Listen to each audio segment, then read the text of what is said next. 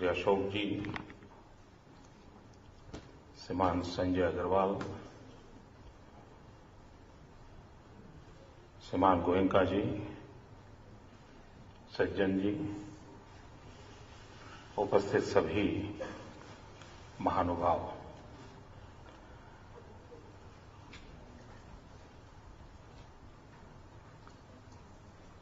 बहुत पहले कार्यक्रम में कलकत्ता में यहां के कुछ महानुभावों को संबोधन करने का मुझे अवसर मिला था। चुनाव की सरगर्मी में आते हैं तब थोड़ा माहौल अलग होता है, हमारी बातें भी कुछ अलग होती हैं, इरादे भी अलग होते हैं।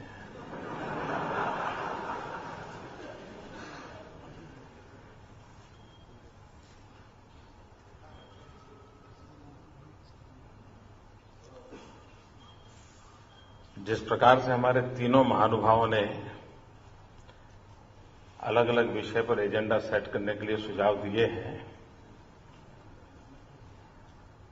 तो मुझे सप्ताह भर रुकना पड़ेगा और आप लोगों को भी बिना लेबर स्ट्राइक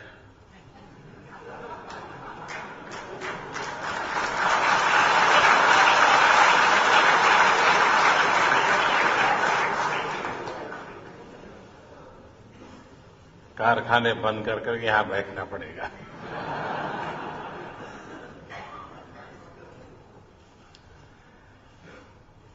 कुछ दिन पहले एक पायलट टीम कोलकाता से गुजरात आई थी और वो बहुत ही ताकतवर डेलीगेशन था, कोलकाता से आया था। क्यों हंस रहे हो भाई?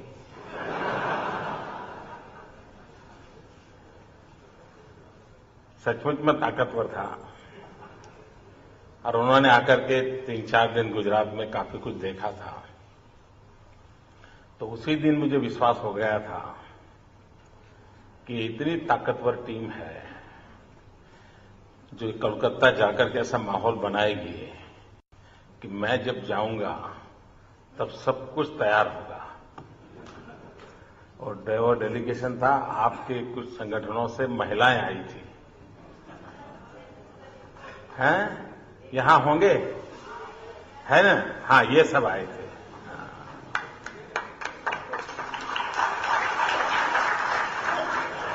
अब बताइए ताकतवर है कि नहीं?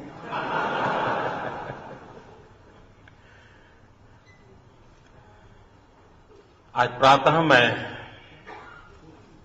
दक्षिणेश्वर और बेलूर मठ जाकर के अपने श्रद्धा सुमन अर्पित करने गया था। मेरा एक भावात्मक संबंध है इस भूमि के साथ, तो काफी आनंददायक सुबह से मेरा दिन प्रारंभ हुआ है और आप सबको देख करके उत्साह और बढ़ेगा, मुझे विश्वास है। और कोलकाता से आप लोगों से बहुत कुछ सीख करके मैं गुजरात जाऊंगा और बहुत सारी बातें मैं गुजरात में लागू करूंगा, इतना मुझे पूरा भरोसा है।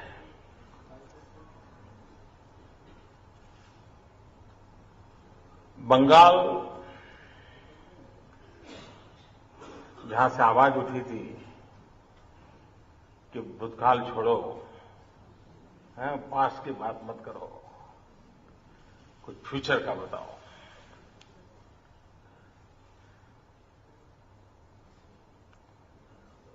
अगर हमने कहीं पत्थर भी फेंकना होता है तो हाथ को पहले बहुत पीछे ले जाना पड़ता है।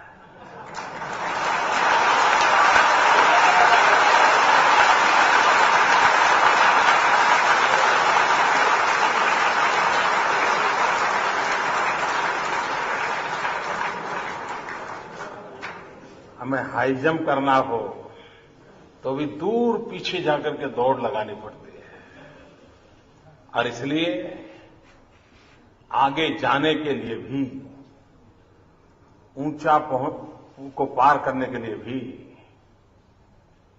पीछे जाना बहुत जरूरी होता है।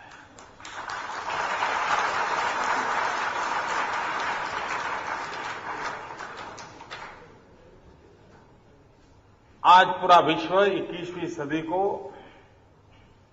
ज्ञान की सदी के रूप में चर्चा करता है। ये नॉलेज की सेंचुरी ऐसा कहा जाता है। लेकिन मुझे जितना इतिहास का ज्ञान है, मैं ये कह सकता हूं कि दुनिया के लिए भले ही ज्ञान की सदी 21वीं सदी में आई हो, लेकिन बंगाल में ज्ञान की सदी का उदय 18वीं 19वीं शताब्दी से प्रारंभ हुआ है।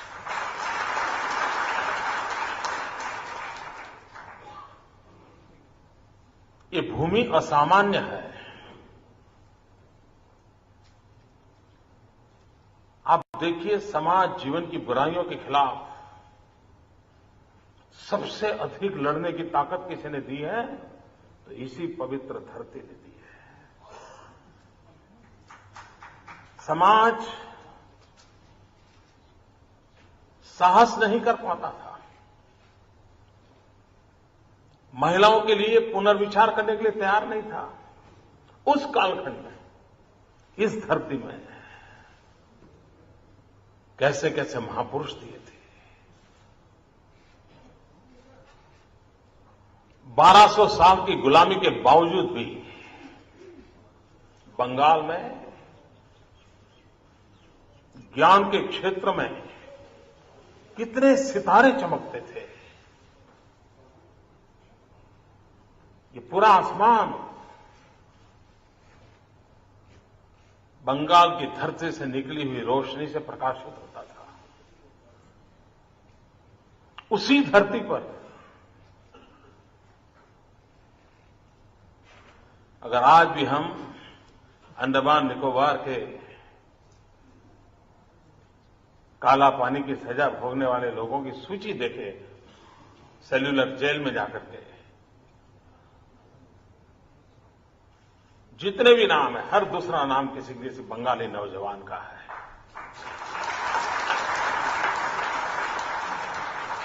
भारत मां की आजादी के लिए कष्ट झेलने वालों में बंगाल की जवानी पीछे नहीं रही थी।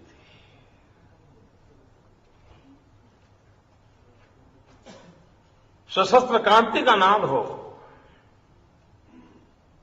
अंग्रेज ऐसे नहीं मानेंगे, उनको उन्हीं की भाषा में जवाब देना होगा। तो आवाज भी कहीं से उठी थी, तो वो धरती बंगाल की थी। ये सामर्थ्य है इस भूमि में। और आज भी अगर हिंदुस्तान को विकास की ऊंचाई पर हमें पहुंचाना होगा, तो कोई आर्थिक राजधानी मुंबई कहने से हिंदुस्तान पूरा उठ खड़ा होगा, ऐसा नहीं होगा। अगर हमें पूर्व भारत, पूर्वोत्तर भारत को फिर एक बार नई ऊंचाइयों पर ले जाना है, तो उसका प्रारंभ बंगाल से ही हो सकता है, वरना नहीं हो सकता। और बंगाल का विकास ये सिर्फ कोलकाता या बंगाल का विकास नहीं होगा, वो पूर्व भारत और पूर्वोत्तर भारत की बहुत बड़ी शक्ति का द्वार है।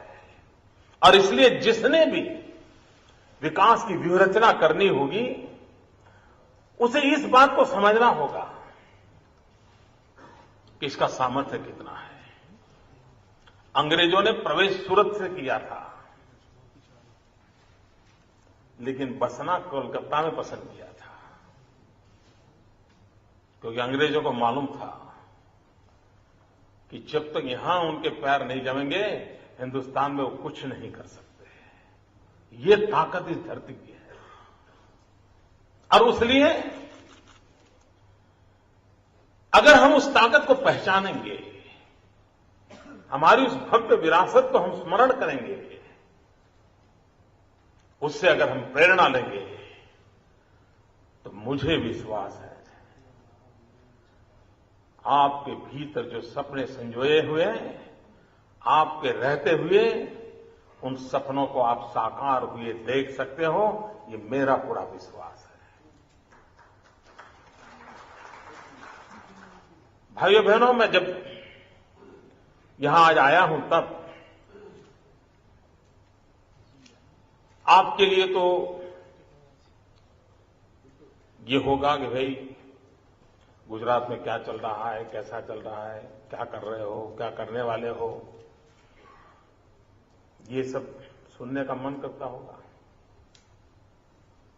लेकिन मीडिया के मित्रों को उसमें इंटरेस्ट नहीं है।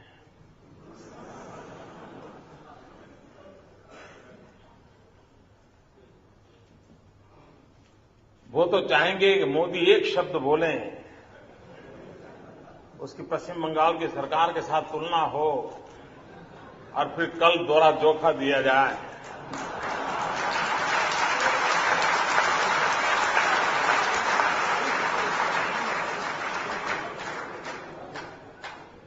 मैं उस काम के लिए नहीं आया हूं। वो काम मैं सिर्फ चुनाव के दिनों में करता हूं।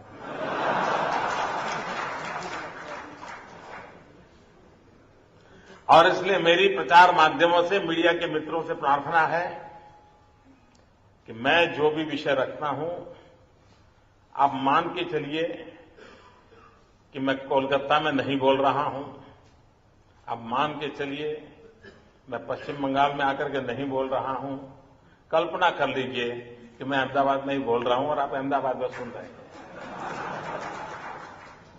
तो फिर एक कंपैरिजन का सवाल खड़ा नहीं होगा। और आज मित्रों, गुजरात आपको दिखता है।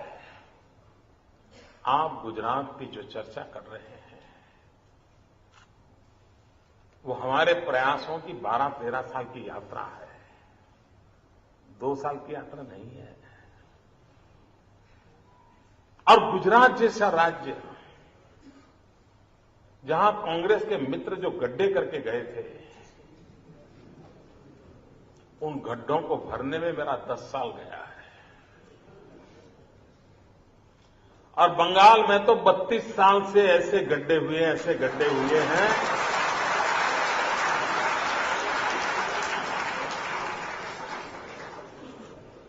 क्या तबाही का मंजर चला है 32 साल तक। और इसलिए यहां तो जिनको भी दायित्व जनता देगी, उनको पता नहीं कितने सालों तक कितनी मेहनत करनी पड़ेगी, तब जाकर के ये गड्ढे भरेंगे। और मुझे विश्वास है कि इन दिनों जो प्रयास हो रहे हैं वो गड्ढे भरने की दिशा में हो रहे हैं। और जो पश्चिम बंगाल में रहने वाले लोगों के सपने हैं, वो सपने अवश्य पूरे होंगे, ऐसी मैं भी आशा करता हूं। भाइयों बहनों, आज एक चीज की ओर गौर करने की आवश्यकता है, और मैं चाहूंगा एक नागरिक के नाते आप भी इस बात को समझें। दिल्ली में जो यूपीए सरकार बैठी है, उसको विकास के लिए कोई काम करना हो, कोई निर्णय करना हो, 2-2 साल हो गए, फाइलें वैसी की वैसी पड़ी है। साइन करने की बात तो छोड़ो, वो खोल करके देखना भी नहीं चाहते हैं। उनको डर लगता है कि कहीं अंदर कोई छिपा कैमरा और मेरी फोटो निकाल दे तो, और फिर कोई सीबीआई कोई आ जाए तो मेरा क्या होगा। ऐसा माहौल बना है कि सब कुछ अटका पड़ा है, और उनको चिंता भी नहीं है जी, कोई चिंता नहीं है। आपने देखा होगा, घर में कोई वयोवृद्ध व्यक्ति होता है, बीमार होता है, तो दिन में जो भी मिलने आएगा उसको पूछता है कितने बजे, उसको कहीं जाना नहीं है। जो आप ऐसा ही होता है ना। हाँ, वो बार बार जो भी आएगा पानी लेके आएगा, अच्छा कितने टाइम हुआ, उसको कहीं जाना नहीं है, उसको मालूम है, लेकिन उसको समय पूछता रहता है शाम कब हो जाए। दिल्ली सरकार का यही हाल है।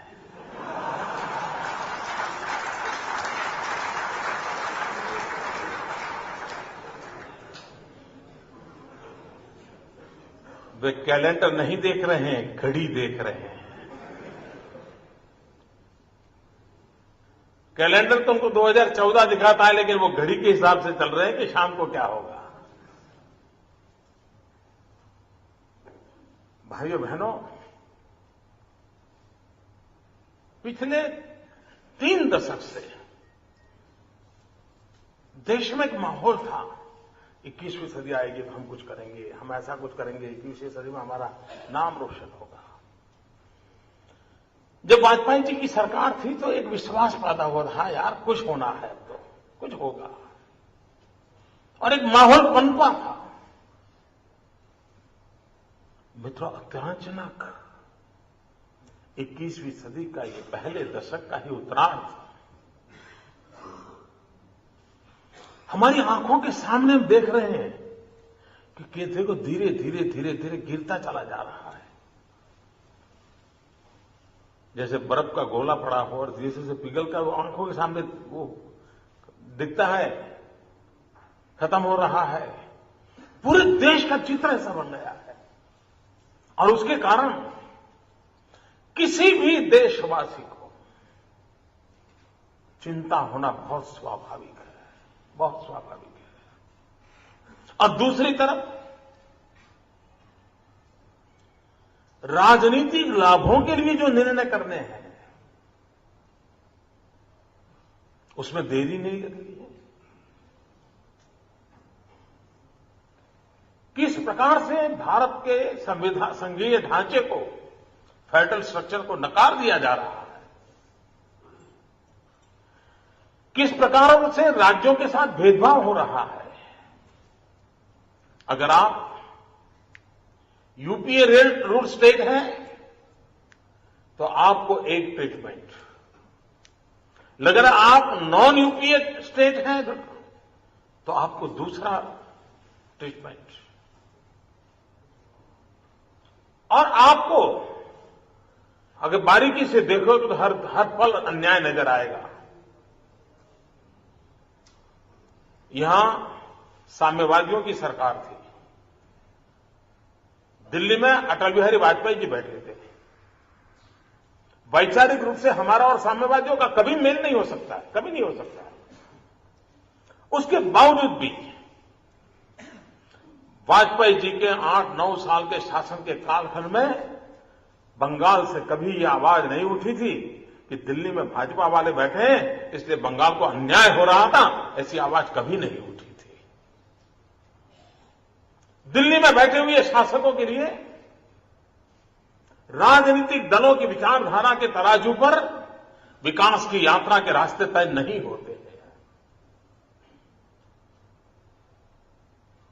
और इसलिए देश में यह आवाज उठाने की आवश्यकता है कि भारत सरकार को राज्यों के साथ पक्षपात करने का अधिकार नहीं है। जो भी आपने फॉर्मूला बनाई हो, जो भी नीति बनाई, नीति हमें पसंद हो न पसंद हो अलग विषय, क्योंकि जनता ने आपको काम दिया है, आपको निर्णय करने का अधिकार हम स्वीकार करते हैं, लेकिन आपको डिस्क्रिमिनेशन के लिए हम कोई छूट नहीं दे सकते हैं, आप मनमानी नहीं कर सकते हैं।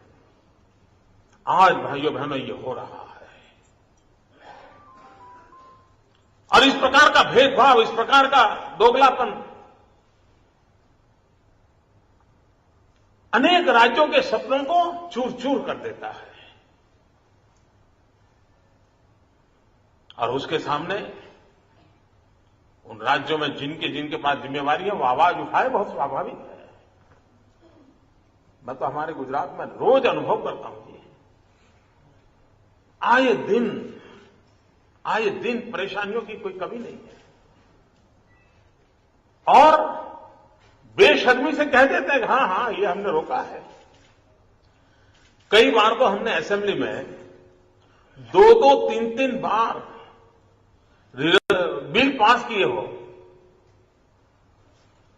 और जनता से चुनी हुई 2/3 बहुमत वाली सरकार ने किए हो, तो भी दिल्ली सरकार का अपॉइंटेड व्यक्ति उसको नकार देता है। और नकारने के बाद बेशर्मी से बयानबाजी होती है कि हां, हम इससे सहमत नहीं है। आपका सहमत होना न होना मैटर नहीं करता है। आपको तो कॉन्स्टिट्यूशन के माध्यम से चलना है, और आपको और किसी को लगता है कि सरकार गलत कर रही है तो न्यायालय में जा सकते हैं, आप नहीं रोक सकते हैं। ये जो पूरे देश में करने वाले कामों में पैरालिसिस और न करने वाले कामों में अति उत्साह, इसको जानने की जरूरत है। ऐसा नहीं है कि वो नहीं करते, न करने वाले सारे काम वो करते हैं और उसमें उनको किसी का डर नहीं है। करने वाले कामों में ही हमको कानून दिखाते हैं। और जब तक हम दिल्ली में बैठे हुए शासकों के दिमाग में ये जिम्मेवारी का दायित्व नहीं करवाएंगे, मित्रों, संकट बढ़ता जाएगा। पूरे देश में से एक आवाज उठने की आवश्यकता है, और वो आवाज ये उठनी चाहिए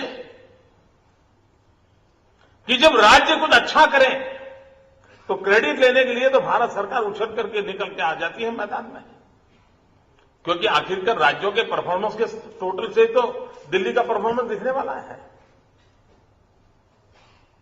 लेकिन अगर कुछ कठिनाई हो तो सारा राज्यों पर डाल देना, सारी जिम्मेवारी राज्यों की है, इस प्रकार की स्थिति पैदा करना, ये जो रवैया चल रहा है भारत जैसे संघीय ढांचे में, ये देश की एकता और अखंडितता के लिए भी मैं समझता हूं गलत रास्ता है। और कभी न कभी दिल्ली में बैठे हुए शासकों ने पूरे हिंदुस्तान को एक साथ लेकर के चलने का मन बनाना पड़ेगा। सरकारें किसी भी क्यों न हो, लेकिन वो हमारे देश का हिस्सा है। शासक कोई भी क्यों न हो, लेकिन जनता जनार्दन ये भारत मां के संतान है, उनके साथ समान व्यवहार होना चाहिए। ये अगर व्यवहार नहीं होता है तो फिर कठिनाइयां पैदा होती है। और बंगाल के साथ भी यही हो रहा है जो मैं पीड़ा कह रहा हूं। हमारी शायद झेलने की ताकत ज्यादा होगी, लेकिन यहां 32 साल पर तक ऐसे अनेक रोग लग चुके हैं कि झेलने की ताकत भी कम हो गई यहां पर। और इसलिए भाइयों बहनों, ये एक बदलाव की बहुत बड़ी आवश्यकता मुझे लगती है।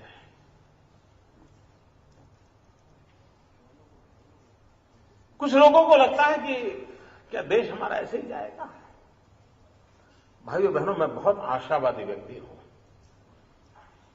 मैं सिर्फ आशा तो नहीं, मैं बड़ा विश्वास रखता हूं। और खोखले नारों से विश्वास का प्रकट पैदा नहीं हो रहा है। मैं अनुभव के आधार पर कहता हूं कि यही सरकारें, यही मुलाजिम, यही दफ्तर, यही फाइलें, यही कारोबार, ये सबके रहते हुए भी यह देश आगे बढ़ सकता है।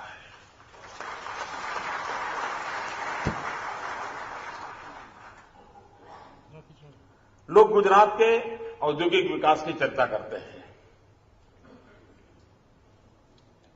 दूसरी तरफ हिंदुस्तान में औद्योगिक विकास और कृषि, इस दोनों के आमने सामने लाकर के कर दिया है दिल्ली सरकार ने। खास जैसे दोनों एक दूसरे को मारने पर तुले हुए, इस प्रकार का चित्र खड़ा कर दिया गया है। ये चित्र कभी हमारे देश में नहीं था। गुजरात एक ऐसा प्रदेश है कि जहां औद्योगिक विकास भी हुआ है और साथ साथ एग्रीकल्चर कल्टीवेबल लैंड में भी 18 लाख हेक्टेयर भूमि में वृद्धि हुई है। अगर हम उद्योगों के लिए किसानों की जमीन हड़प कर जाते तो 18 लाख हेक्टेयर भूमि कृषि योग्य बनाने का काम नहीं होता। और हमने एक विकास का जो पैमाना बनाया है, एक रास्ता खोजा है, वो हम एक पिलर पर के ऊपर टेंट खड़ा करने के पक्ष में नहीं है। हमने हमारी पूरी आर्थिक विकास यात्रा को 3 भागों में बांटा है। 1/3 manufacturing, 1/3 agriculture sector and 1/3 service sector. और तीनों को समान रूप से ताकत देकर के आगे बढ़ाते हैं। तो कभी मान लीजिए एक आध पिलर में गड़बड़ हो गई तो 2 पिलर बचा लेते हैं। कुल मिलाकर के इकोनॉमी आपकी ढह नहीं जाती है। संकट आते जाते हैं, हर सरकार को आते हैं, हर राज्य को आते हैं, और उसका परिणाम ये हुआ है। अब जैसे गुजरात, हम लोग आप में से जो भी गुजरात से परिचित होंगे, आप में से जो राजस्थान से परिचित हैं, वो गुजरात का अनुमान लगा सकते हैं। गुजरात एक प्रकार से हमारे यहां रेगिस्तान है। 10 साल में 7 साल पानी नहीं है। वाटर स्कैर्सिटी वाला हमारा स्टेट है। नदियां भी हमारे पास नर्मदा और तापी हैं, जहां पर 12 महीने पानी दे सकते हैं, लेकिन बाकी नदियां तो सिर्फ जमीन पर जैसे नक्शा बना है ऐसे ही है। बारिश होते समय पानी दिखता है, वरना पानी नहीं दिखता है। उसके बावजूद भी हमारे यहां एग्रीकल्चर ग्रोथ, हिंदुस्तान का एग्रीकल्चर ग्रोथ 2%, 3%, 2%, 3% में इधर उधर चलता रहता है। पिछले 20 साल से हर सरकार ने 4% एग्रीकल्चर ग्रोथ का संकल्प किया है, 4%, लेकिन 4% हम अचीव नहीं कर पाए। भाइयों बहनों, गुजरात ने पिछले पूरे दशक का एवरेज करीब 10% का एग्रीकल्चर ग्रोथ है। और आप जिस जगत से आते हैं, आपको पता है कि 0.2% भी अगर ग्रोथ बढ़ता है तो इकोनॉमी कितनी जनरेट होती है, आपको अंदाज है। गांव के अर्थकारण में कैसी तेजी आती है, और इकोनॉमी का ड्राइविंग फोर्स जो होता है, वो सामान्य मानवी की खरीद शक्ति कितनी बढ़ी, परचेजिंग पावर कितना बढ़ा, वो ड्राइविंग फोर्स होता है। और इसलिए आपकी इकोनॉमिक मॉडल का एक सबसे बड़ा काम होना चाहिए कि आपके कॉमन मैन की, सामान्य मानवी की परचेजिंग पावर कैसे बढ़े। और परचेजिंग पावर तब तक नहीं बढ़ती है जब तक कि उसकी पर कैपिटा इनकम में वृद्धि नहीं होती है, तब तक वो खर्च करने की ताकत नहीं रखता है। पर कैपिटा इनकम तब तक नहीं बढ़ती है जब तक कि आप एक ग्रोथ मॉडल को स्वीकार नहीं करते। और इसलिए एक होलिस्टिक व्यू के साथ अगर हम उस दिशा में आगे बढ़ते हैं तो परिणाम मिलता है, और गुजरात ने इस काम को करने में सफलता पाई है। लेकिन हम वहां रुकना नहीं चाहते। मित्रों, आपको जानकर के हैरानी होगी कि छोटी छोटी चीजों की बारीकियों से कैसे परिवर्तन आता है। हमारे देश में इंसान को भी हेल्थ कार्ड अवेलेबल नहीं है। बहुत कम घराने होंगे जिनके पास अपना हेल्थ कार्ड होगा, परिवार के सबका प्रोफाइल होगा। मित्रों, गुजरात एक राज्य ऐसा है कि जहां किसानों के पास अपनी जमीन का हेल्थ कार्ड है, सॉइल हेल्थ कार्ड, और उसके कारण उसे पता है कि जिस जमीन का वो मालिक है, जहां वो खेती करता है, उस जमीन में क्या कमियां हैं, किस क्रॉप के लिए वो जमीन अनुकूल है, किस प्रकार के फर्टिलाइजर चाहिए, किस प्रकार की दवाइयां चाहिए। इन सारों का वैज्ञानिक ज्ञान होने के कारण उसने अपनी एग्रीकल्चर पैटर्न बदली। मित्रों, 2001 के पहले गुजरात में माइक्रो इरिगेशन की जो व्यवस्था थी वो सिर्फ 12,000 हेक्टेयर में थी, माइक्रो इरिगेशन।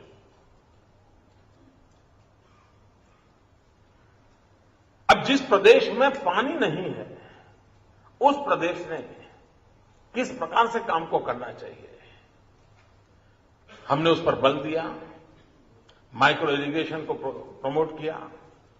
आज करीब 7 लाख हेक्टेयर भूमि में हम माइक्रो इरिगेशन तक पहुंच चुके हैं। और उसके कारण किसान को भी विश्वास हो गया है, भाई जमीन कम होगी तो भी, पानी कम होगा तो भी हम फसल ज्यादा पैदा कर सकते हैं, क्वालिटी अच्छी कर सकते हैं, हम कमाई कर सकते हैं। लेकिन हम ये कहें कि हां भाई, एग्रीकल्चर एक डिपार्टमेंट है, किसान का काम करता है, बारिश आएगी, मेहनत करेगा तो कमाएगा, ऐसा नहीं होता है। Government intervention is must. लेकिन ये एक ऐसा निग्लेक्टेड एरिया रहा है हमारे देश में जिसके अंदर सरकारें ज्यादातर कुछ किसानों के लिए सब्सिडी से आगे बढ़ती नहीं थी। गुजरात ने agriculture universities, progressive farmers, government, agriculture से जुड़े हुए सारे department, whether it's irrigation, whether it's agriculture department, whether cooperative sector, सबको मिलाकर के एक टीम बनाकर के फोकस काम एक्टिविटी की और उसका एक परिणाम आया। लेकिन अब हम वहां अटकना नहीं चाहते।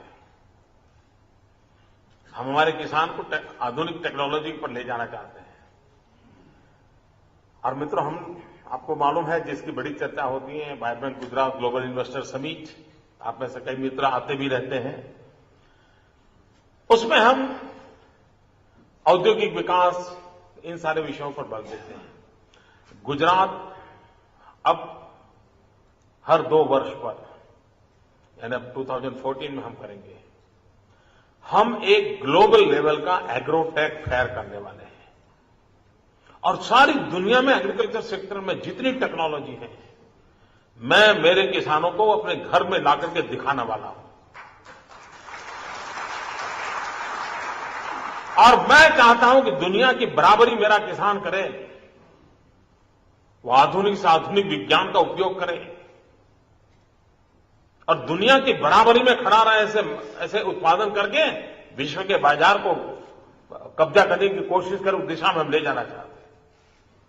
इतना ही नहीं, हमारा किसान को अगर हमें मजबूत बनाना है तो हमें वैल्यू एडिशन की चेन खड़ी करनी होगी, हमें इंफ्रास्ट्रक्चर खड़े करने होंगे, कोल्ड स्टोरेज हो, वेयर हाउसिंग हो, एक पूरा इंफ्रास्ट्रक्चर का चेन बनाना होगा।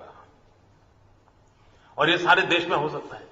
मित्रों, आज हमारे देश में ये महंगाई की चर्चा हो रही थी। एक दिन प्रधानमंत्री ने मुझे कमेटी का चेयरमैन बनाया था। महंगाई कम हो उस पर चर्चा विचार करने के लिए कमेटी बनी है और उस कमेटी का चेयरमैन मुझे बनाया। उस रिपोर्ट को दिए हुए करीब 1.25 साल हो गया। जब रिपोर्ट दिया तो प्रधानमंत्री ने ऐसे देखा और कहा था कि मोदी जी बहुत अच्छा बनाया है। अभी 1.25 साल के बाद मैं पूछा था, मैंने कहा साहब उस रिपोर्ट की तबीयत का क्या खबर है?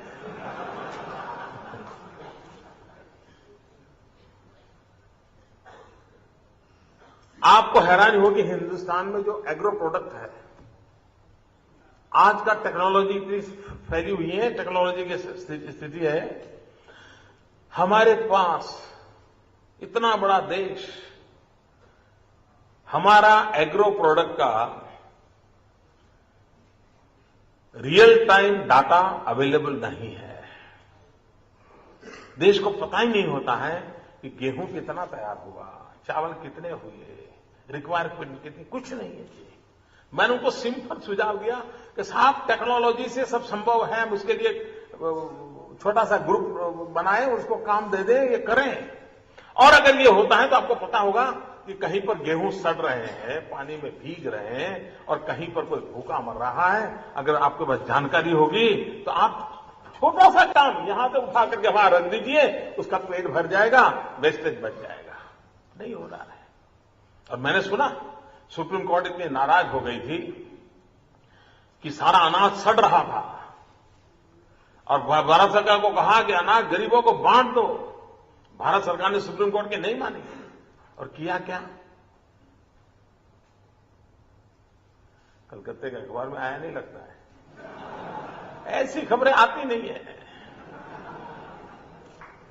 मैंने सुना है कि सारा अन्न एवरेज 65 पैसे के दर से शराब बनाने वाली कंपनियों को बेच दिया गया। शराब बनाने के लिए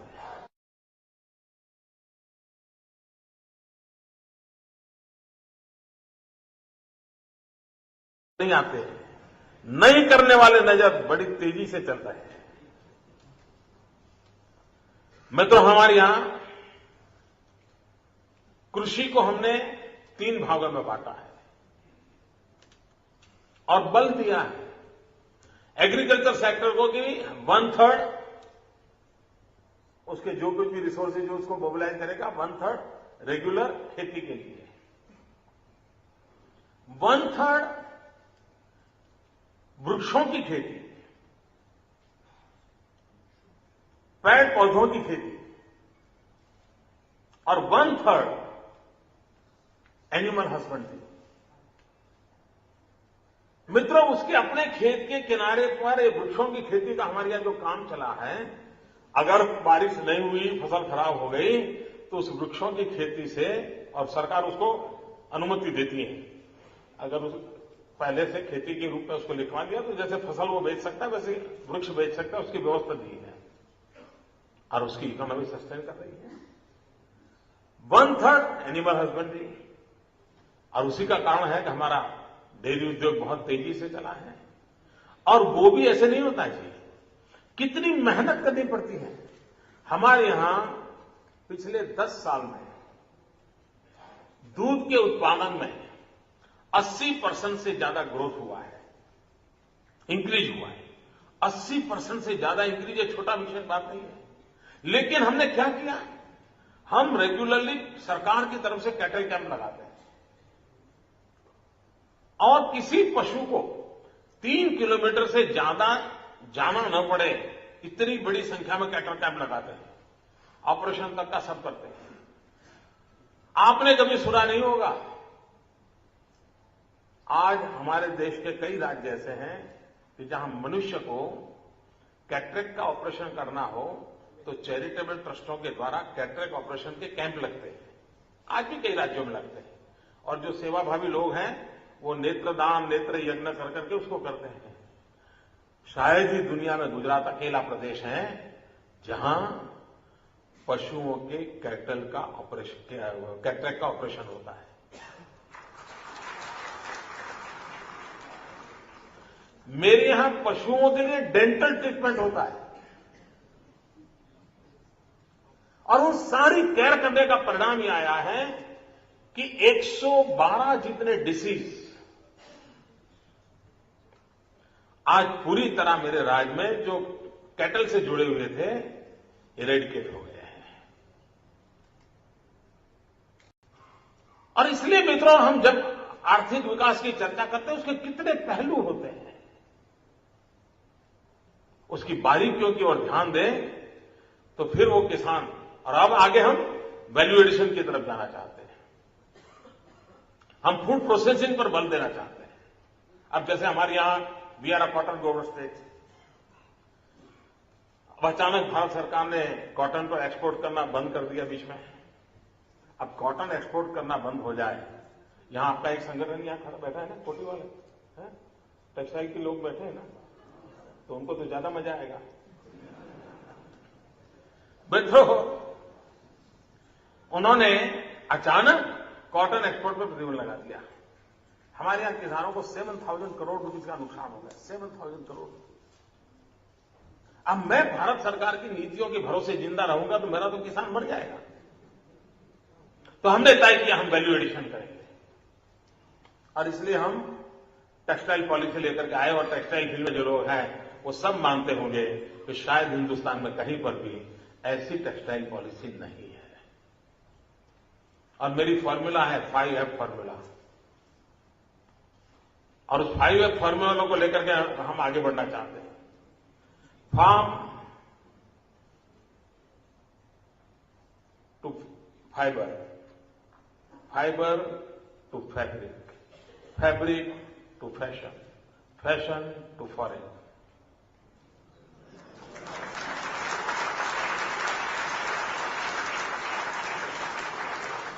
जहां कपास होगा वहीं नजदीक में धागा बनेगा, जहां धागा होगा वहीं कपड़ा बनेगा, जहां कपड़ा बनेगा वहीं रेडीमेड गारमेंट होगा, जहां रेडीमेड गारमेंट होगा वहीं से दुनिया के लोगों को कपड़े पहनाएंगे। वैल्यू एडिशन का चेन बनाना होगा और हम उस बारीकियों की ओर देखते हैं तो हम स्थितियों को बदल सकते हैं। हम उस दिशा में प्रयास कर रहे हैं। तो सर्विस सेक्टर, गुजरात और सर्विस सेक्टर को कभी लेना देना ही नहीं था और उसमें हमारी कोई ज्यादा इकोनॉमी में हमारा कोई रोल नहीं था। हमने सोचा कि एक अछूता क्षेत्र है, उस पर बल देना है और हमने पहला फोकस किया टूरिज्म पर। भाइयों बहनों, Gujarat was never a tourist destination. Durga Puja जैसे यहां होती है वैसे ही मेरे यहां नवरात्रि की पूजा होती है। आप भी मां के भक्त हैं, हम भी मां के भक्त हैं, लेकिन दुर्गा पूजा को देखने के लिए देश भर के टूरिस्ट बंगाल आते हैं, नवरात्रि देखने के लिए गुजरात कोई नहीं आता था। हमने इस पर बल दिया। Gujarat which was never a tourist destination, Gujarati are best tourist.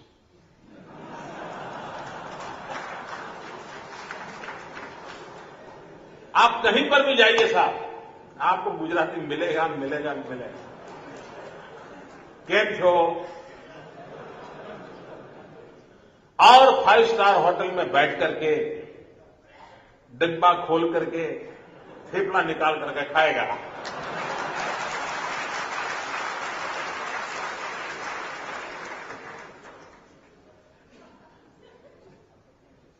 लेकिन Gujarat was never a tourist destination. हमने उसमें बल दिया और उसका परिणाम क्या है? हिंदुस्तान का पिछले 5 साल का जो टूरिज्म ग्रोथ है उससे अकेले गुजरात का टूरिज्म ग्रोथ डबल है।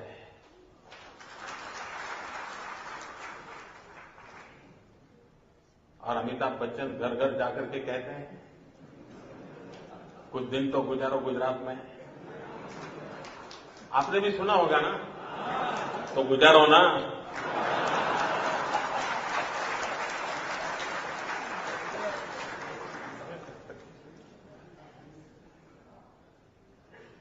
मतलब चीजों को किया जा सकता है। अब जहां तक मैन्युफैक्चरिंग सेक्टर का है, हम ऑटोमोबाइल हब बन चुके हैं। आज हम सोलार एनर्जी में वर्ल्ड कैपिटल बनने जा रहे हैं। हम ऑयल रिफाइनरी में पूरे देश का करीब करीब सारा काम वहीं हो रहा है। कुछ नए क्षेत्रों में हमने कदम उठाने की दिशा में काफी साहस उठाया है, जैसे सोलार एनर्जी। हमारे देश में सोलार एनर्जी की बात आती थी तो लोग कांपते थे, डरते थे, क्योंकि बाजार में बिजली का 2.5-3 रुपए में मिलती है और 15-18 रुपए वाली बिजली के खरीदने का कोई हिम्मतपूर्ण निर्णय करे तो मीडिया नोच लेगा। आपके विरोधी आपको टुकड़े टुकड़े कर देंगे। सीधा सवाल पूछेंगे कि 3 रुपए की बिजली मिलती है, तुम सोलार की 18, 15, 16 रुपए की कैसे लेते हो भाई? क्या समझते हो तुम? और सामान्य मानवीय के लिए सवाल स्वाभाविक है। मित्रों, इतने विरोधों के बाद, आलोचनाओं के बाद सारी दुनिया मेरे पीछे पड़ जाएगी तो पड़ जाएगी, सोचने के बाद गुजरात ने सोलर एनर्जी का इनिशिएटिव लिया और आज एशिया का सबसे बड़ा सोलार पार्क गुजरात में है। और परिणाम क्या है? जब हम सोलार पॉलिसी लेकर के आए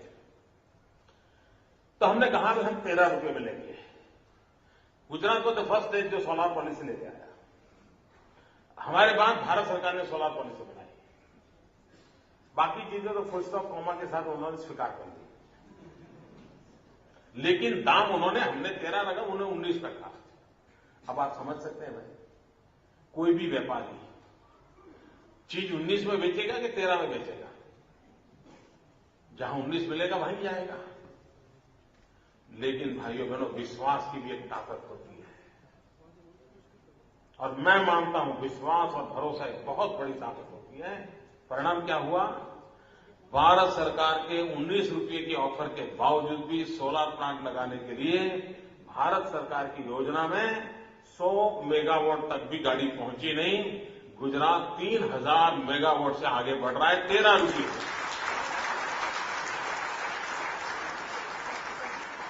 और पॉलिटिकल विल के कारण, इस इंटरवेंशन के कारण आज परिणाम ही आया है कि धीरे धीरे सोलर पावर के क्षेत्र में 13 रुपये से घट करके वो धीरे धीरे 7-8 तक आए गए। और इधर गैस और कोल बेस्ड पावर जनरेशन है, वो बढ़ते बढ़ते 6 या 7 पर जाएगा।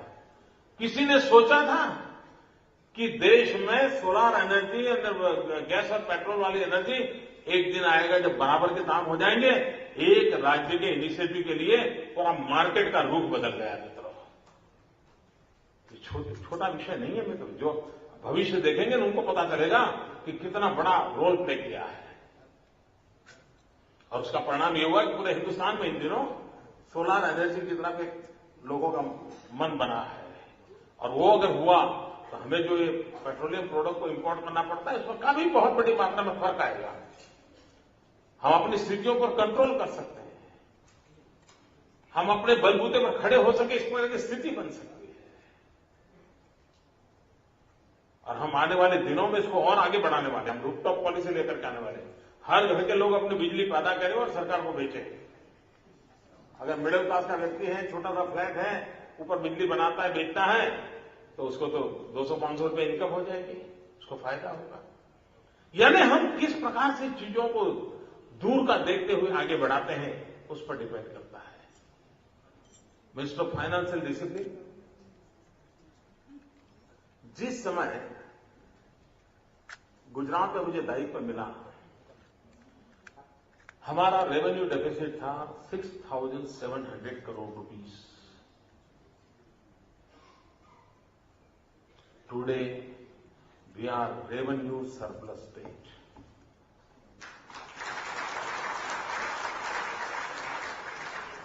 हमने पिछले 12 साल में कोई टैक्स नहीं बढ़ाए हैं।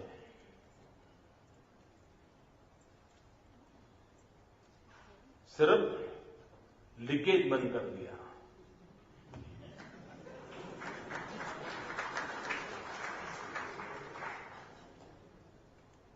मेरे यहां Gujarat electricity company, Gujarat GB, per year उसका घाटा था 2,500 करोड़ रुपीस। आप कल्पना कर सकते हैं कि बिजली पैदा करने वाला हिंदुस्तान की किसी भी राज्य का कोई कारखाना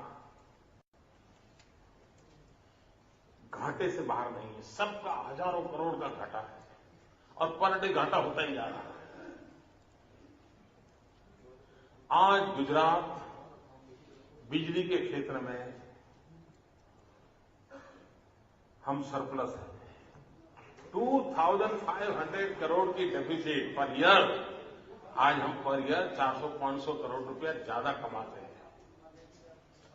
मुझे याद है, मैं 2001 में जब मुख्यमंत्री पहली बार बना था, भूकंप के बाद मेरे सर पे जिम्मेवारी आई थी, उस समय मुझे लोगों ने क्या मांग की थी? सामान्य गुजरात के नागरिक ने मुझसे यही कहा था कि मोदी जी, आप मुख्यमंत्री तो बन गए हो, कम से कम एक काम तो करो। पत्रकार मिले तो भी वही बताएं, पार्टी के वर्कर मिले तो भी वही बताएं, बिजनेसमैन मिले तो भी वही बताएं, गांव का आदमी मिले तो भी वही बताएं। वो क्या कह रहे थे? मोदी जी, कम से कम शाम को खाना खाते समय बिजली मिले, इतना तो करो। नहीं था। डिनर टाइम पर मेरे यहां बिजली नहीं मिलती, बिजली कभी भी चली जाती है। जो पूरे हिंदुस्तान में से आपको खबरें आती हैं, करीब करीब वही हाल हमारा था। उसी राज्य में 2,000 मेगावाट बिजली का शॉर्टफॉल था। उस परिस्थिति में हमने टेक्नोलॉजिकल सॉल्यूशन खोजा और भाइयों बहनों 2000 मेगावाट डेफिसिट के बावजूद भी गुजरात ने 24 घंटे बिजली गांव को भी देने में सफलता पाई और आज गुजरात का कोई भी गांव घर ऐसा नहीं होगा जहां बिजली होगी 24 घंटे बिजली मिलती है।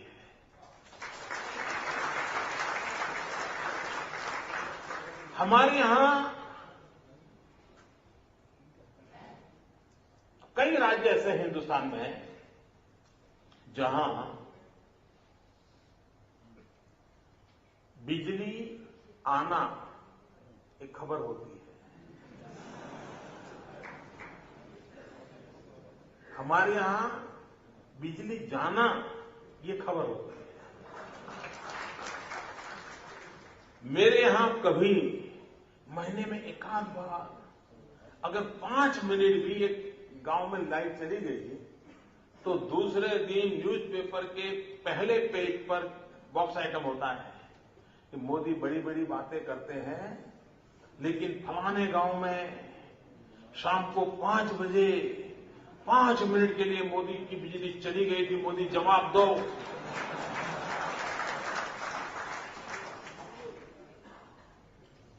और राज्यों में क्या है, लोग बस में ट्रेन में ट्रैवल करते हैं तो बातें करते हैं, अरे यार तुम्हारी यहां आई थी? वो कहता नहीं यार मेरे यहां तो नहीं आई। बोले तुम्हारी यहां? हाँ। बोले पिछले मंगल को आई थी। नहीं यार हमारे यहां तो मंगल को भी नहीं आई। ये हाल है बिजली का। क्या भाइयों बहनों स्थितियां सुधारी नहीं जा सकती? और दिल्ली ने क्या दिया है मित्रों, कैसे देश को अंधार में डाला हुआ है। और इस अंधेरे के लिए कोई एक जिम्मेवार है तो दिल्ली में बैठी हुई सरकार जिम्मेवार है। इस देश में कोयला है, बिजली के कारखाने हैं, लेकिन कोयला कोयला की जगह पर है, कारखाना कारखाने की जगह पर है और फाइल दिल्ली में पड़ी है। और उसके कारण इस देश में 20,000 मेगावाट बिजली पैदा करने वाले कारखाने बंद पड़े। हम अंधेरे में डूबे हैं, कारखाने बंद पड़े। मेरे गुजरात में 3,000 मेगावाट बिजली का उत्पादन मुझे रोकना पड़ा है क्योंकि मुझे कोयला और गैस नहीं मिल रहा है। आप कल्पना करिए मुझे कि दवाई मौजूद हो, पेशेंट को जरूरत हो, डॉक्टर को परवाह न हो।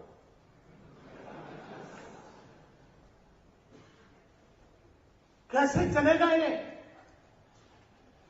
और इसलिए मित्रों ये सारी पीड़ा राजनीतिक कारणों से नहीं है।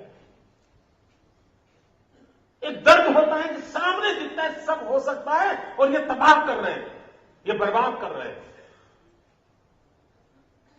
ऐसा नहीं है कि स्थितियां हमारे हाथ के बाहर है, करने का इरादा नहीं।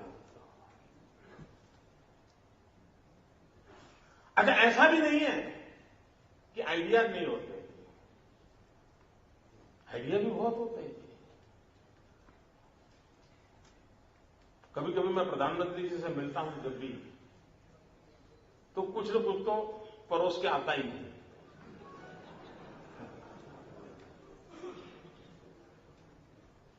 बाद में कुछ होता नहीं है।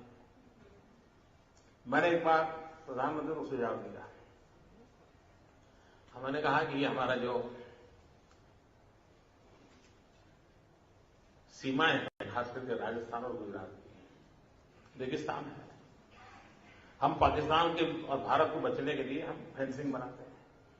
हमने कहा फेंसिंग बनाने के बजाय सोलार पार्क बनाए, सैकड़ों मील लंबा और मीलों तक चौड़ा, और बीएसएफ के लोगों को काम में लगा दें। सुरक्षा की सुरक्षा हो जाएगी और बिजली की बिजली हो जाएगी। मैं बताता हूं, मुझे उस समय प्रधानमंत्री ने अपने साथ अरे भाई लिख लो ये देखो कैसे हो सकता है। आज उस बात को 2 साल हो गए और भी लिख रहा है। क्या करें मित्रों? अब पता नहीं क्यों मैं देखिए आपके पड़ोस में बांग्लादेश में क्या हो रहा है, और दिल्ली सरकार की कोई सुनने को तैयार नहीं है। इतना बड़ा देश जिस बांग्लादेश को जन्म देने में भारत की बहुत बड़ी भूमिका रही है। लेकिन वो बांग्लादेश भी वहां जो नए समाचार सामने आते हैं, कितने पीड़ादायक समाचार आते हैं, और दिल्ली की सरकार कुछ नहीं कर पा रही है।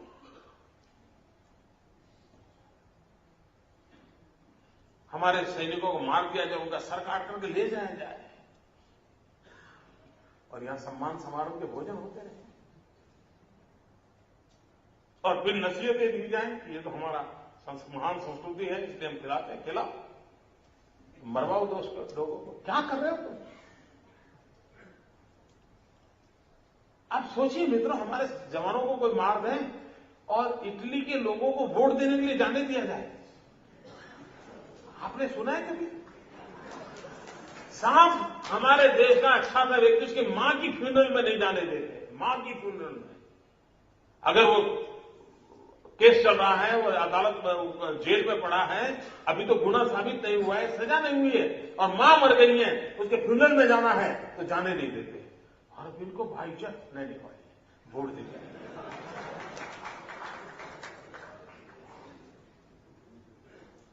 मित्रों बताइए मुझे, इसके लिए कोई आइडिया चाहिए क्या? मुझे बताइए, इसके लिए कोई बजट चाहिए क्या?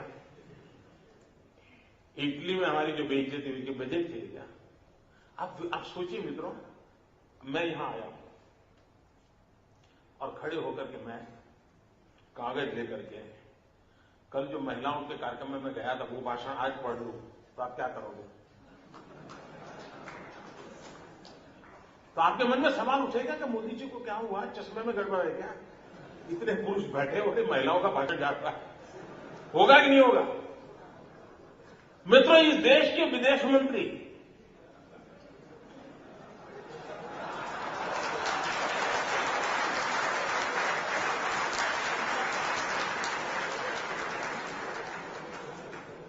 विदेश में जाकर के दूसरे देश का कागज उठा करके वो भाषण पढ़ रहा है।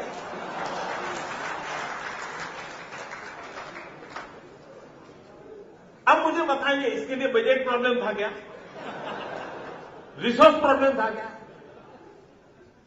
यही होता रहा है, और ये तो इसलिए हो रहा है कि सारे नॉन सीरियस एफर्ट्स हो रहे हैं, गवर्नेंस का नामो निशान नहीं।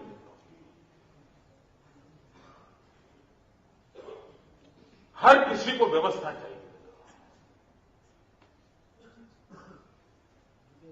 और इस प्रकार से केओस की स्थिति में देश को धकेला जा रहा है। ये बहुत बड़ा संकट है मित्रों। आप कल्पना कर सकते हैं, जो देश दुनिया का सबसे नौजवान देश हो, 65% जनसंख्या जिसकी 35 से नीचे की उम्र की हो, वो देश की ताकत क्या होती है? विश्व का पूरा नौजवान हिंदुस्तान की धरती पर है मित्रों।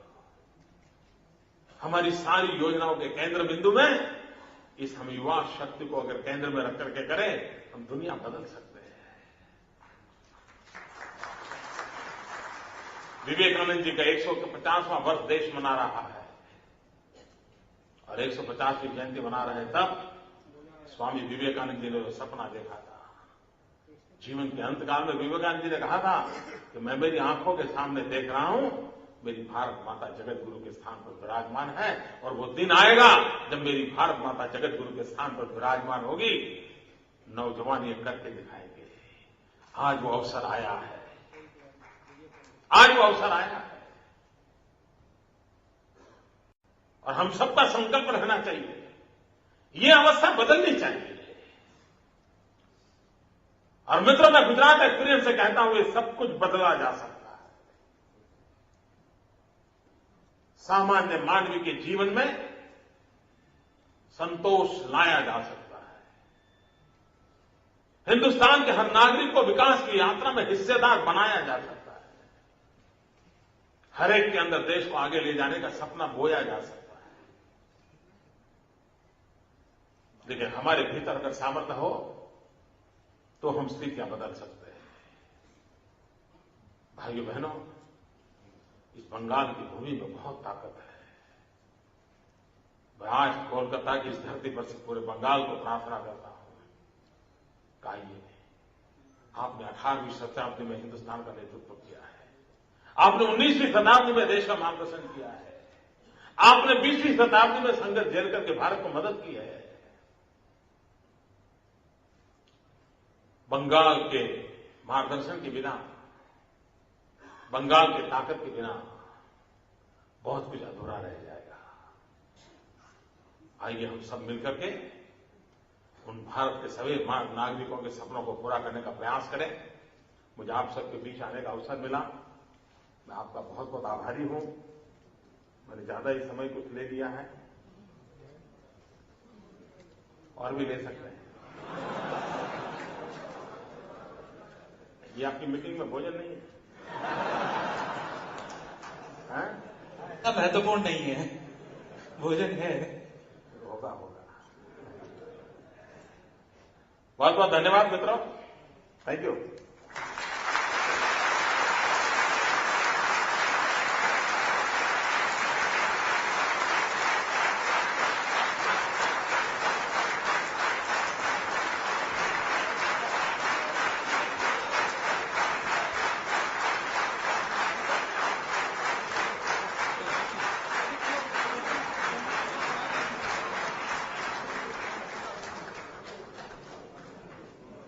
सर,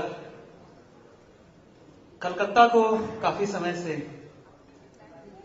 आपको सुनने की इच्छा थी और आज हम धन्य हुए। सर, कुछ ऑडियंस कुछ क्वेश्चंस पूछना चाहती हैं, कुछ तो सर आपका आदेश हो तो हम उनको।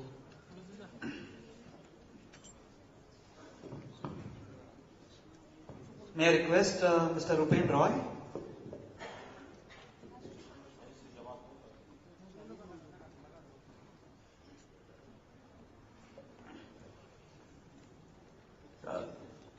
Sir, thank you for sharing with us the Gujarat model of one-third, one-third, one-third. आपका परिचय बता देंगे तो। My name is Rupen Roy.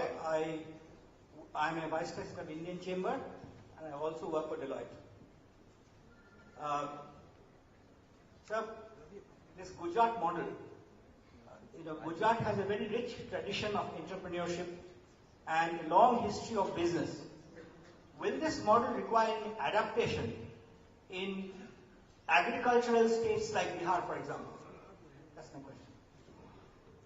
देखिए, हमारे देश में और कहीं पर भी एक जिले का मॉडल बगल के जिले में भी वैसा का वैसा लागू होगा, ऐसा कभी होता नहीं।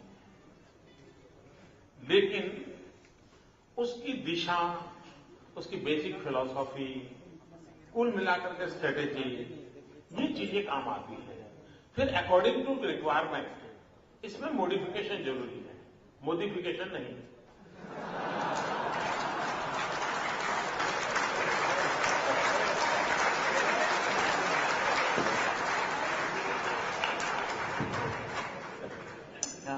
आशीष झुंझुनवाला। आदरणीय मुख्यमंत्री जी, मेरा नाम आशीष झुंझुनवाला, मैं स्टील इंडस्ट्री में इंटरेस्ट रखता हूँ। मेरा आपसे प्रश्न था जो मेन सब्जेक्ट थोड़ा हट गया है, क्योंकि मेरी ये सोच है कि आने वाले वक्त में आपका रोल सिर्फ गुजरात में नहीं पूरे देश में रहेगा। हालांकि इसका आप कुछ संक्षेप में जिक्र किए तो स्पीच में आपकी विदेश नीति पे आपकी क्या सोच है? अपना देश अपने सारे पड़ोसी देशों से वर्चुअली झगड़ रहा है, तो उसमें अगर आपको चर्चा करें। धन्यवाद। किसी भी देश की विदेश नीति का मुख्य बिंदु यही होता है अपने देश का इंटरेस्ट, हमारे देश का इंटरेस्ट सुप्रीम, इसके आधार पर सारी बातें होती हैं। अब विदेश नीति में भी एक बहुत बड़ा बदलाव आया है।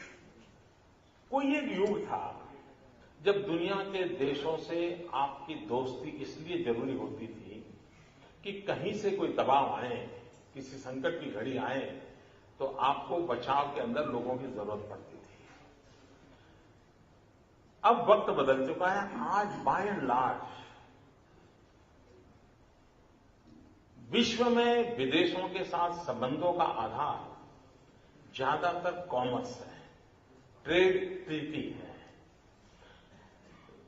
ग्लोबल इकोनॉमी का जमाना है, तो ज्यादातर संबंधों का जुड़ना आप कितना अपना प्रोडक्ट एक्सपोर्ट करते हैं, आप अपना माल कितना बाहर बेचते हैं, उस पर है।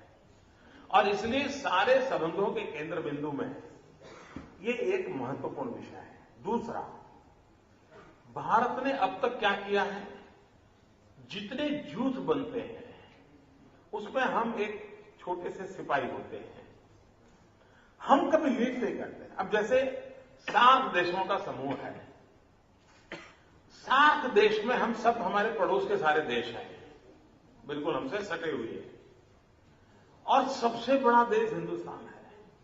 लेकिन क्या कभी हमने सार्क देशों की शक्ति का एहसास किया? सार्क देशों में हिंदुस्तान का कोई रुतबा है, ये माहौल देखा? नहीं देखा। उसका कारण क्या है? क्या कारण है कि हमारे पड़ोस के छोटे छोटे देश होने के बावजूद भी हम उनका भी नेतृत्व नहीं कर पाते हैं, और इसलिए हमारी नीतियों के नीतिगत में इन चीजों की प्रायोरिटी बनती है। तो मैं समझता हूं कि हम धीरे धीरे करके, जैसे यूरोपियन यूनियन का एक अपना बना है, तो मैंने एक दिन प्रधानमंत्री से लिखा था, हमने कहा कि सोलर एनर्जी का युग आ रहा है, एनवायरमेंट टेक्नोलॉजी प्रीडोमिनेंट मैदान में आने वाली है। तो मैंने कहा आपने एक इनिशिएटिव लेना चाहिए, और दुनिया में वो देश जहां पर सूरज ज्यादा तपता है, सूरज का प्रकाश ज्यादा मिलता है, ऐसे सूर्यपुत्र जो देश हैं उनके एक समूह बनाना चाहिए, और भारत ने उसका नेतृत्व करना चाहिए। और एक सन मूवमेंट, SUN सन मूवमेंट हमने खड़ा करना चाहिए, और एक कॉर्पस फंड बनाना चाहिए। कॉर्पस फंड बना करके सोलर एनर्जी कैसे सस्ती हो, सोलर एनर्जी का जीवन के किन किन क्षेत्रों में उपयोग हो, उसका इनिशिएटिव, जैसे कई G8 समूह हैं, अपर कंट्रीज हैं, कई समूह हैं, एक और समूह हम बनाए तो हम लीड करेंगे। तो इस प्रकार से हमारा कोई प्रोएक्टिव रोल नहीं नजर आ रहा है। अगर हमारा प्रोएक्टिव रोल नजर आता है तो शायद परिणाम मिल सकता है। दूसरा, इटली जैसा देश भी पता नहीं कैसे हम लोगों को डरा रहा है, सुप्रीम कोर्ट तक को इन्वॉल्व होना पड़ा जी, जबकि एक डिप्लोमेटिक विषय था, सुप्रीम कोर्ट तक को इन्वॉल्व होना पड़ा। तो ये कोई इस देश में शोभा नहीं देता है। और उसका मूल कारण क्या? जैसा अभी मैंने वर्णन किया ना, अगर आप किसी दूसरे का भाषण पढ़ोगे तो दुनिया हंसती है भाई, और उसी के कारण हमारी ये सब गिरावट आई है। और उसमें हम एक दमखम के साथ खड़े रहे, हम स्थितियों को बदल सकते हैं।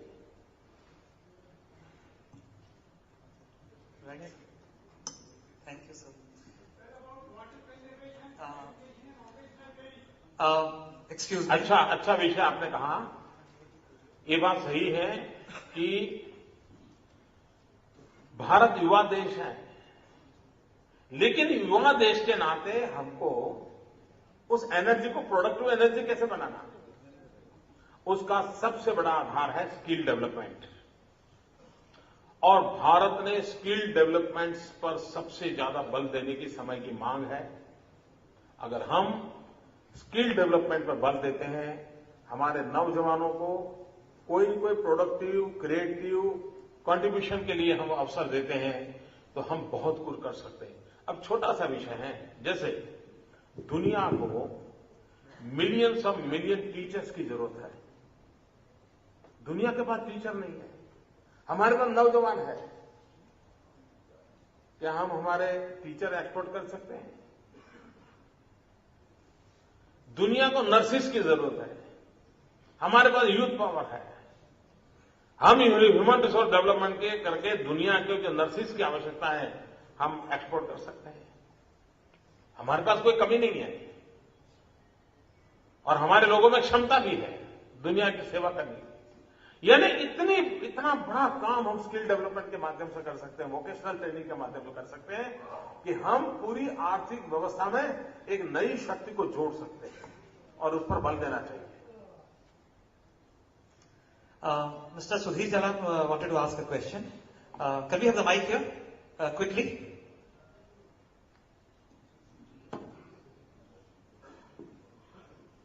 नरेंद्र भाई, मैं सुधीर जलान हूं, बिजनेसमैन हूं, विकी का अध्यक्ष रहा हुआ हूं।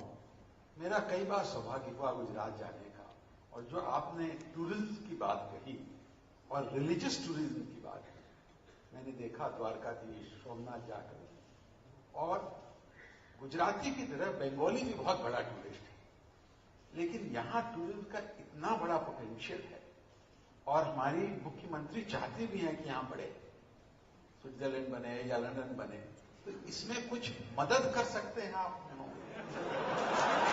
नहीं, मैं आपको मतभेद के हिसाब से नहीं बोल रहा हूं, कुछ ऐसा सुझाव मुख्यमंत्री को दें जिससे यहां पर भी हो सके। इस बार तो मैं पश्चिम बंगाल में स्टूडेंट के रूप में आया, और एक विद्यार्थी का काम होता है सबसे ज्यादा सीखना। तो मैं इस बार की मेरी प्रायोरिटी सीख करके जाने की है। तो और बंगाली अच्छे टूरिस्ट हैं ये मैं मानता हूं, क्योंकि मैंने वर्षों तक नॉर्थ में काम किया था, हरियाणा, हिमाचल, पंजाब, जम्मू कश्मीर, चंडीगढ़, सारा इलाके में मैं काम करता था। और मुझे समूह में जो टूरिस्ट मिलते थे, या तो गुजराती मिलते थे या बंगाली मिलते थे। तो ये बात सही है कि बंगाली आर बेस्ट टूरिस्ट। और दूसरा, वो ऐसे मेहमान है कि यजमान को कभी कोई दिक्कत नहीं होती है। कभी मैंने बंगाली टूरिस्ट आए हो और कहीं झगड़ा चल रहा है, ऐसी कोई घटना ही नजर नहीं आएगी। इतने अच्छे लोग, इतने अच्छे लोग। तो हम तो चाहेंगे ज्यादा से ज्यादा गुजरात में आइए।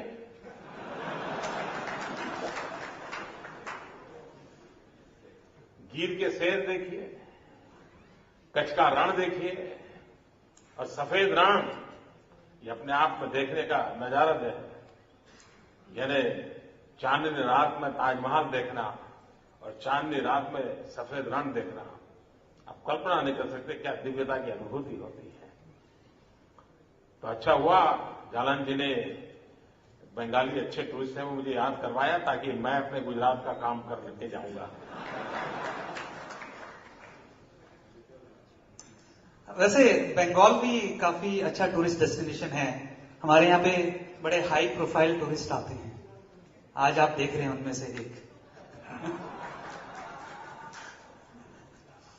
Since we have limited time, so this is the last question, and may I request Rakesh Shah. आदरणीय मोदी जी, मैं Rakesh Shah, vice president Bharat chamber, और गुजरात से मैं कॉटन जिनिंग इंडस्ट्री से जुड़ा हुआ हूं। मेरा एक प्रश्न जो है हेल्थ सेक्टर को लेके है।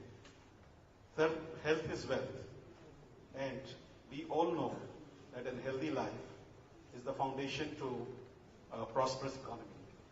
In spite of this, a large section of the population is languishing for want of health services.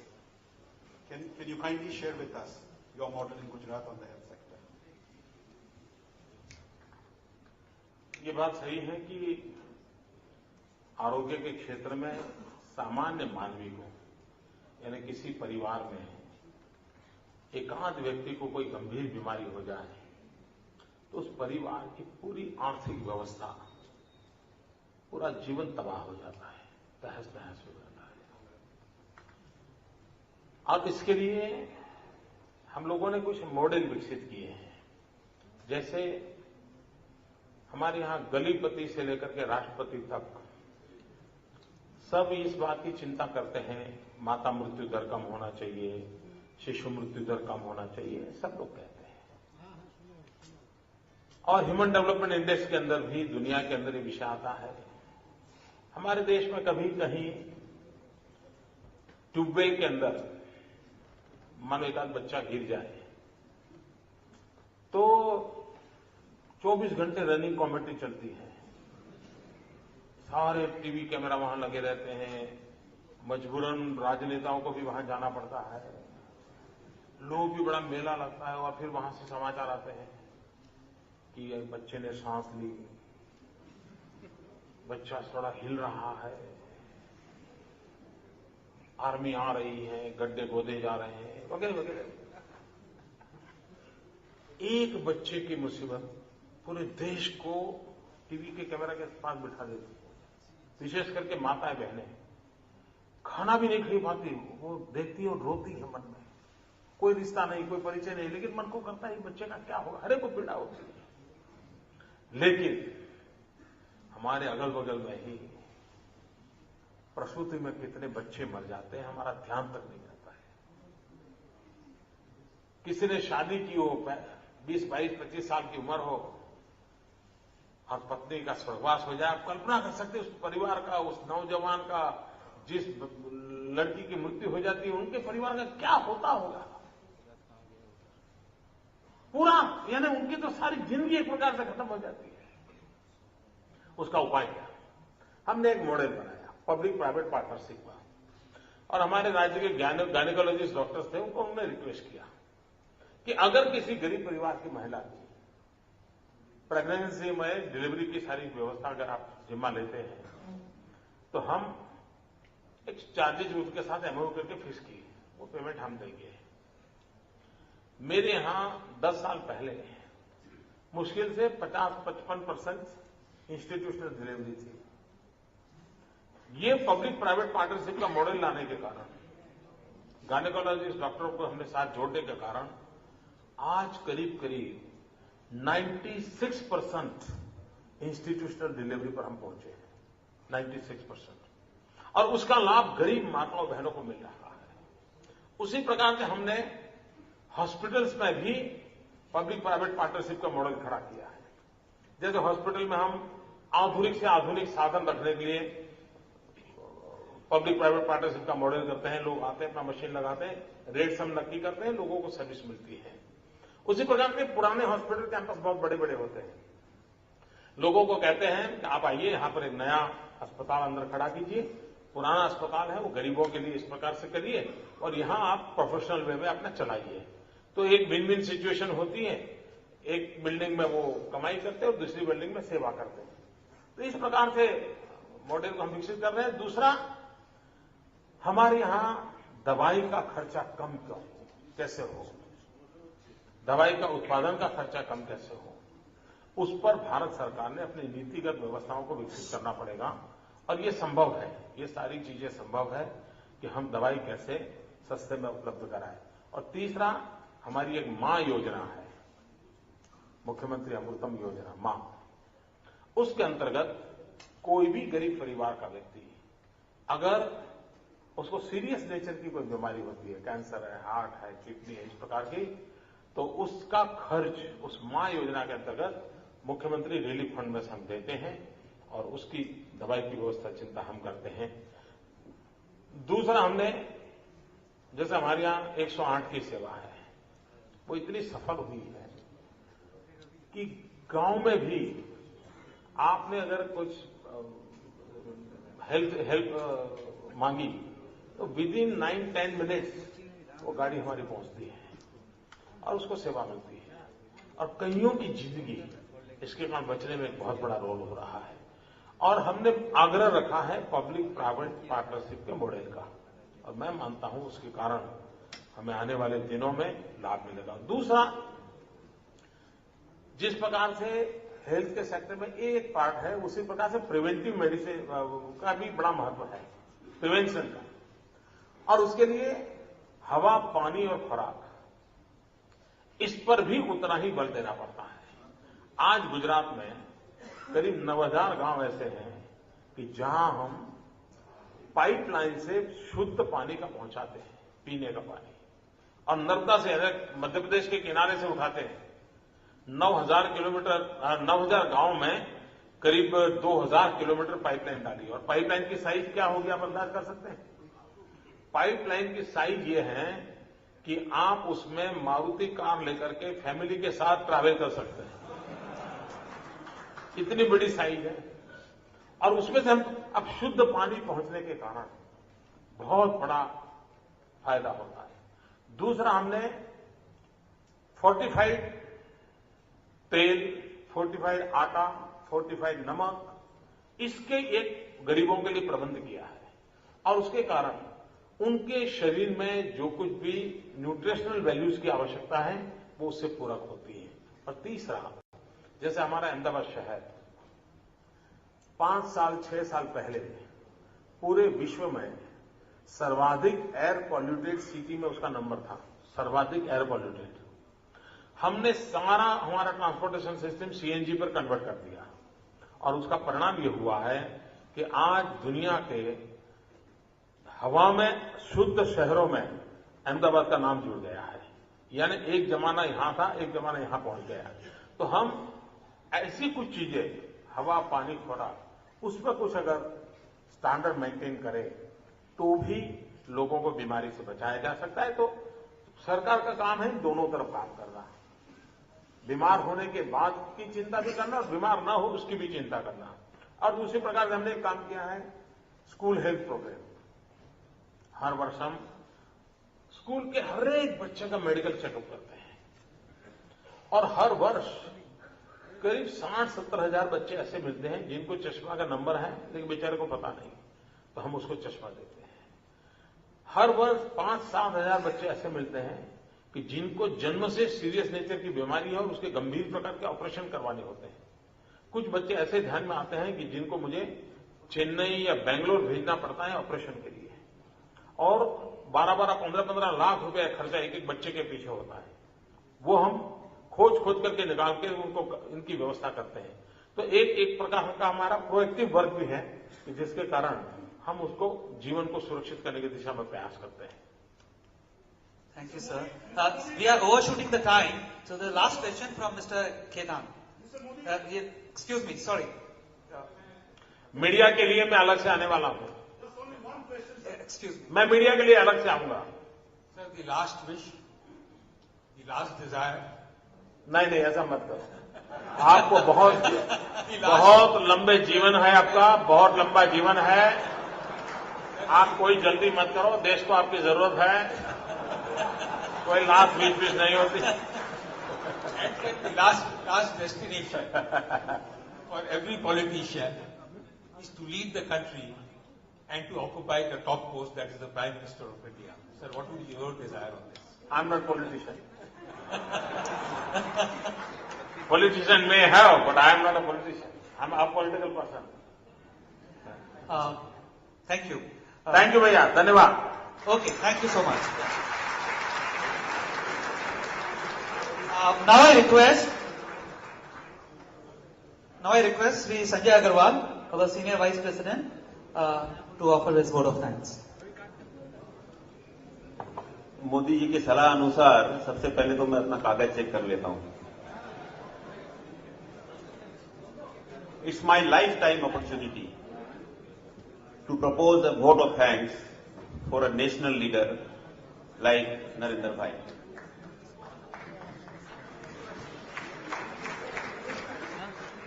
After listening to your brilliant oration on the economic front and your strategies to solve and your strategies to create the model to solve all the issues and your interaction with all the industrialists here, I am at a loss for words to describe my feelings.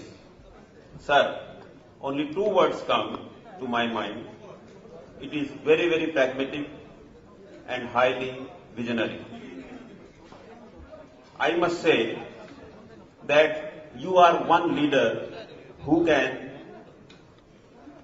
vitalize the youth of this country. With these few words, I propose a very warm and hearty vote of thanks to Sri Narendra Modi on behalf of all organizing chambers of commerce in Calcutta and everyone who is present here in this auditorium, and request all of you to please give a long standing ovation.